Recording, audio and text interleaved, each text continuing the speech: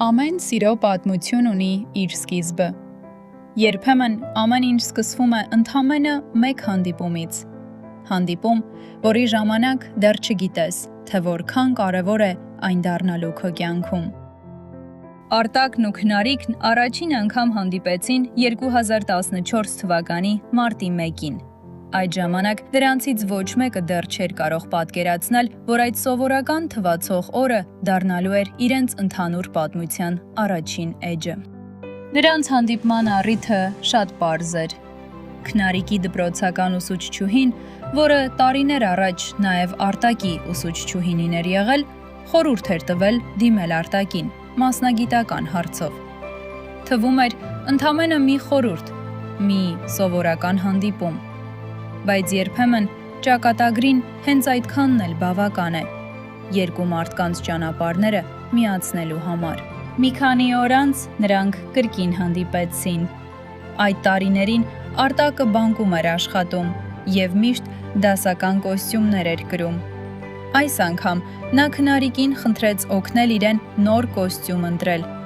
և նրանք դեռ չէին էլ պատկերացնում, թե որքան շատ նման օրեր են ունենալու միասին։ Իսկ մարտի 8-ին Քնարիկի հեռախոսին Արտակից հաղորդագրություն եկավ։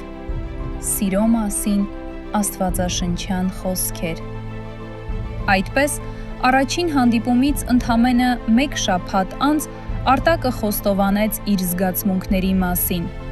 Քնարիկը բոլորովին չէր սպասում դրան։ Սերը երբեք չի չքանում։ Իսկ հետո սկսվեց նրանց ընկերությունը։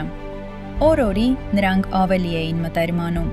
Գրեթե ամեն օր հանդիպում էին, ժամերով միասին էին լինում, երբեմն մինչև ուշ երեկո։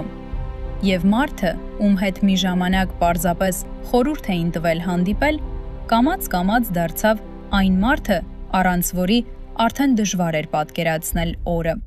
2014 թվականի օգոստոսի 2-ին Արտակն ու Քնարիկը նշանվեցին։ Առաջին հանդիպումից անցել էր ընդամենը մի քանի ամիս, բայց նրանց կյանքում արդեն սկսվում էր բոլորովին նոր ճանապարհ։ Իսկ 2015 թվականի հունիսի 20-ին Արտակն ու Քնարիկը միմյանց ասացին իրենց ամենակարևոր այոն։ Այդ օրվանից սա արդեն միայն Արտակի ու Քնարիկի սիրո պատմությունը չէր։ Սա նրանց ընտանիքի պատմության սկիզբն էր։